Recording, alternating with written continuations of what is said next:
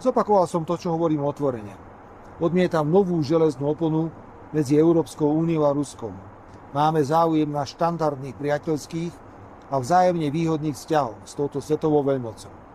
Presne v duchu suverénnej slovenskej zahraničnej politiky orientovanej na všetky 4 svetové strany, majúcej záujem na dobrých vzťahoch s každým, kto má rovnaký záujem.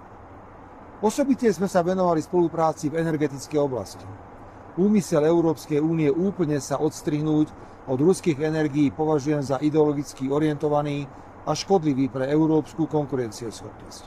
Nemôžeme predsa len a len z dôvodu nenávisti voči Rusku nahrádzať jednu energetickú závislosť druhou, tentokrát americkou.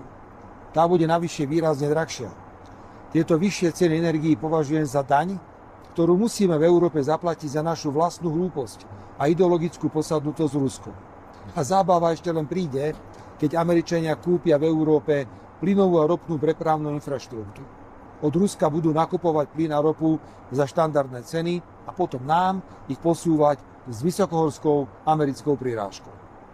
Preto dôrazne podporujem diverzifikáciu energetických zdrojov, ale pri zachovaní všetkých tokov, aj tých ruských.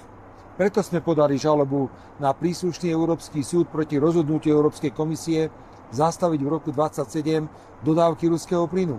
Preto sme úspešne bojovali za opätovné sprevádzkovanie ropovodu Družba. Dôležitým rozhodnutím je obnovenie práce medzivládnej Slovensko-Ruskej komisie pre hospodársku spoluprácu. Najbližšie zasadnutie bude v Moskve a spolupredsedajúci za Slovensko bude minister zahraničných vecí Juraj Blanár. Z reakcie ruského prezidenta Vladimíra Putina na vojnu na Ukrajine mi vyplynuli viaceré vážne odkazy pre mojich partnerov v Európskej únii. Opäť sa však potvrdilo, že je obrovskou chybou, ak sa s ruskou stranou nevedie rovnocenný politický dialog. Ak z Európskej únie prichádzajú len sankcie, ktoré mimochodom vedú len k vyššej sebestačnosti Ruska vo viacerých oblastiach. Ak z Európskej únie prichádzajú len vojnové pôžičky a podpora vojny, teda to, na čom sa Slovensko nezúčastňuje.